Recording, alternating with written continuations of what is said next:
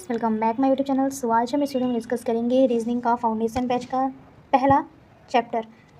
और जो लेक्चर है पहला ही है। कल हमने जो डिस्कस किया था वो सिलेबस डिस्कस किया था आप लोगों का रीजनिंग का, कितने रीजनिंग में चैप्टर हैं वो सारा कुछ है। आई होप कि आप लोग उसको देख चुके होंगे। अगर नहीं देखे हैं तो आपको लिंक डिस्क्रिप्शन में देंगे, आप लोग देख लीजिएगा और चैनल के आइकन में भी आप लोगों को दिख जाएगा। ठीक, तो रीजनिंग का हम वहाँ पर ट्रिक भी यूज़ किए हुए थे, कुछ ABCD का यूज़ किए थे। ठीक, पूरा जेड तक आप लोगों को बताए थे, अपोजिट वर्ड बताए थे। वहाँ पे जो बेसिक चीज़ था वहाँ पे हम कवर कर लिए थे। और आज हम बताएंगे आप लोगों को, आप लोगों से हम कल के वीडियो में डिस्कस किए थे कि जैसे जैसे आप लोगों का इंपॉर्टेंट चैप्टर रहेंगे वैसे वैसे हम लेंगे आप लोगों का। ठीक, जो सबसे ज़्यादा इंपॉर्टेंट नहीं रहेगा उसको हम लास्ट लेक्चर में रखेंगे। फर्स्ट लेक्चर में आप लोगों का जो बहुत ज़्यादा इंपॉर्टेंट चैप्टर होगा उसको हम फर्स्ट प्रायोरिटी देंगे। तो चलिए देखते हैं आज का हमारा जो फर्स्ट प्रायोरिटी है डाइस है। पासा लेक्चर 1 है ये डाइस का। और कल का वीडियो आप लोगों को अच्छा लगा हो उसको देखने के बाद ही ये वीडियो देखिएगा, क्योंकि कल का वीडियो हम अच्छे से उसमें डिस्कस किए हुए थे आप लोगों का कि क्या क्या पढ़ना है आप लोगों को। पूरा चैप्टर है उसमें रीजनिंग का, कहीं यूट्यूब पे आप लोगों को मिलेगा ही नहीं, पूरा चैप्टर आप लोगों को नहीं मिलेगा, क्योंकि वहाँ पे आप लोगों को सारा चैप्टर बताया नहीं जाता है। कोई कोई रहते हैं जो एग्ज़ाम में पर्टिकुलर SSC का एग्ज़ाम तैयारी करवा रहे हैं, कोई एक पर्टिकुलर एग्ज़ाम के लिए प्रिपरेशन करवा रहे हैं, तो उन लोगों के पास होगा। ठीक, तो वो थोड़ा थोड़ा अपना चैप्टर लेके उसके अकॉर्डिंग पढ़ाते हैं। तो यहाँ पे जो हमारा ये पूरा फाउंडेशन है, पूरा A to Z जितना भी लेसन रहेगा आप लोगों का पूरा कवर करेंगे। आप लोग 12th फाइनल किए हुए, 11th के बच्चे नहीं आ रहा है, समझना चाहते हैं, कुछ नया करना चाहते हैं, तो ये वीडियो आप लोगों के लिए बिल्कुल अच्छे से समझ में आ जाएगा। बहुत ईजी तरीके से बताएंगे, बिल्कुल एकदम आसान भाषा में इसको बोलते हैं। तो चलिए बिना टाइम वेस्ट किए अपना वीडियो स्टार्ट करते हैं।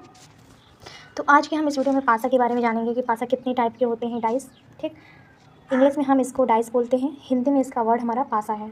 हाँ, और इसके क्वेश्चन बहुत अजीब अजीब आते हैं और बहुत इंपॉर्टेंट होते हैं कि हर एग्ज़ाम में ये पूछे जाते हैं। एक नहीं, दो दो तीन तीन डाइस के क्वेश्चन आ जाते हैं। तो आप लोग बिल्कुल घबराए बिना ही इसको पूरा अच्छे से सॉल्व कर लेंगे। ऐसा ऐसा ट्रिक हम इसमें बताएंगे आप लोगों को कि आप लोग अच्छे से लगा लेंगे।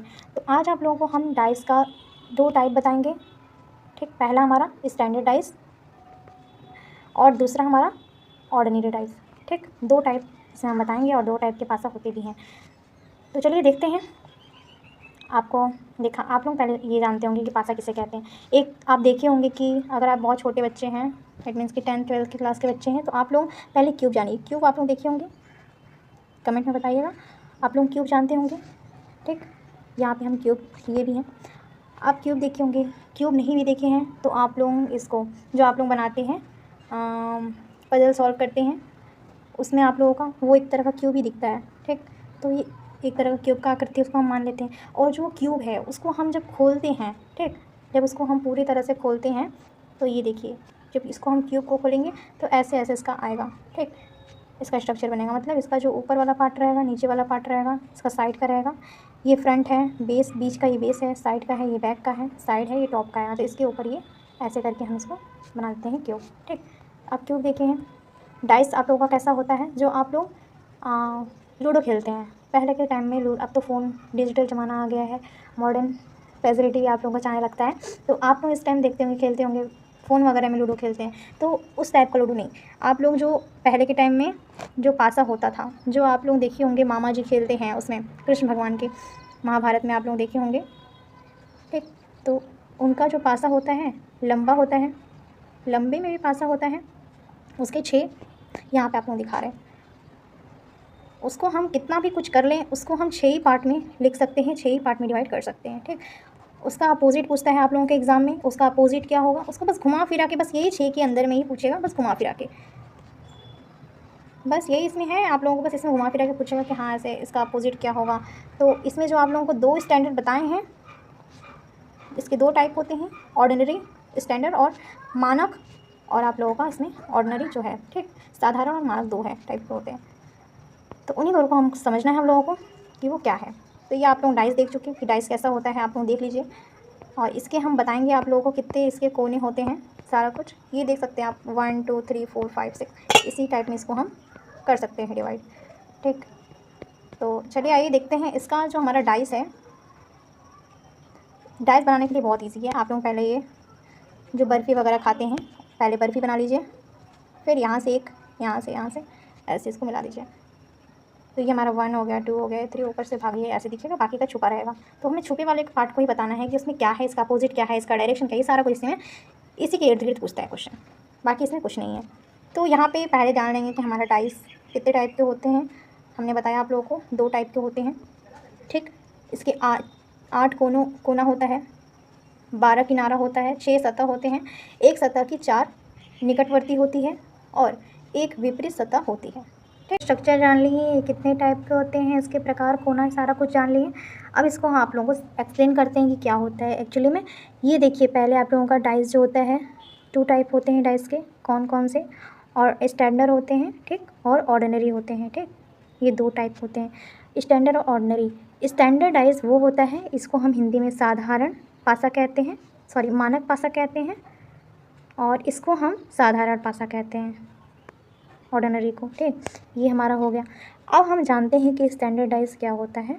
हम यहाँ पे स्टैंडर्डाइज को जानेंगे, पहला वाला कि क्या होता है। पहले हम आप लोगों को बता दें, इसको नोट डाउन करने की ज़रूरत नहीं है, हम यहाँ पे आप लोगों को PDF दे देंगे।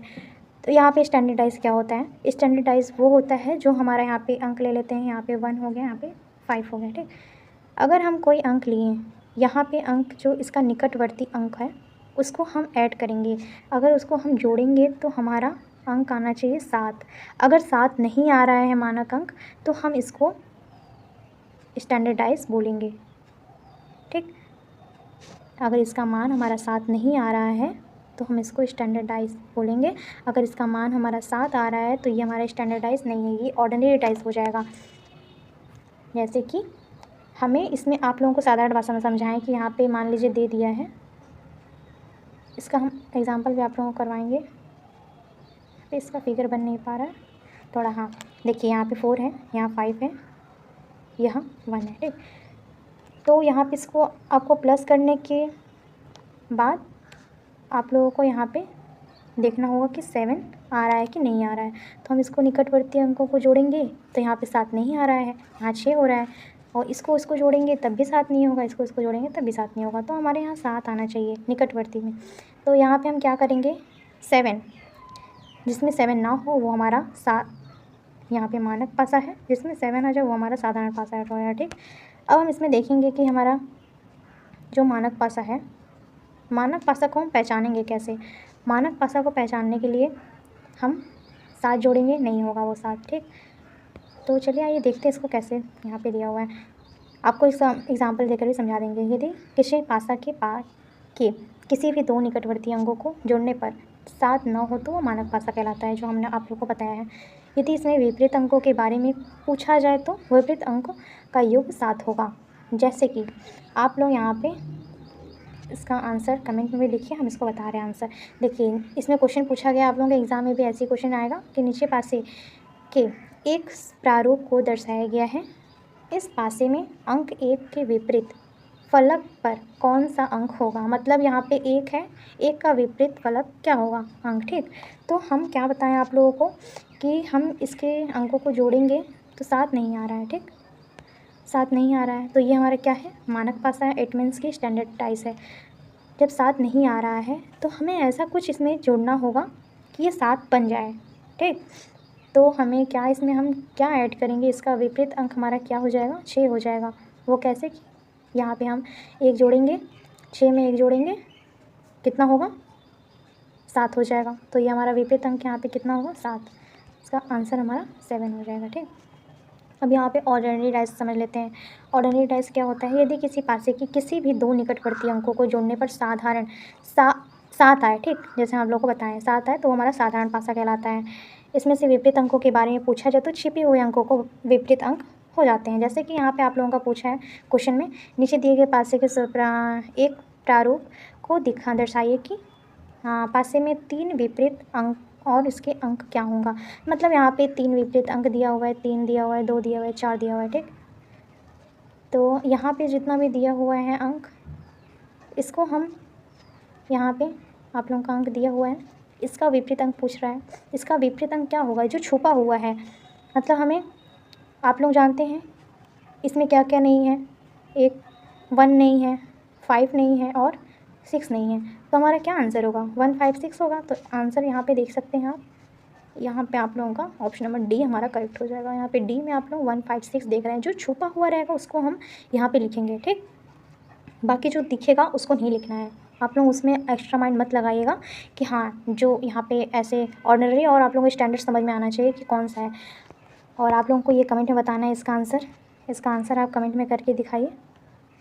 और 2 क्वेश्चन आज देंगे, आप लोग कमेंट में उसको सॉल्व करके बताइए।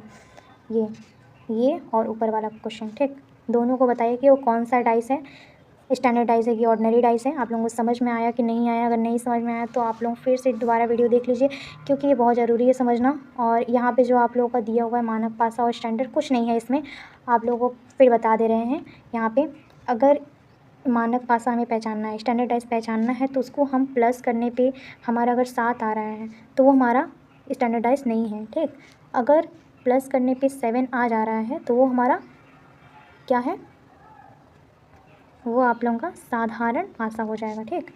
अगर प्लस करने पे आ रहा है 7 तो हमारा साधारण है, अगर नहीं आ रहा है तो हमारे स्टैंडर्ड है, मानक है। इन दोनों में आप लोगों को डिफरेंस पता होना चाहिए।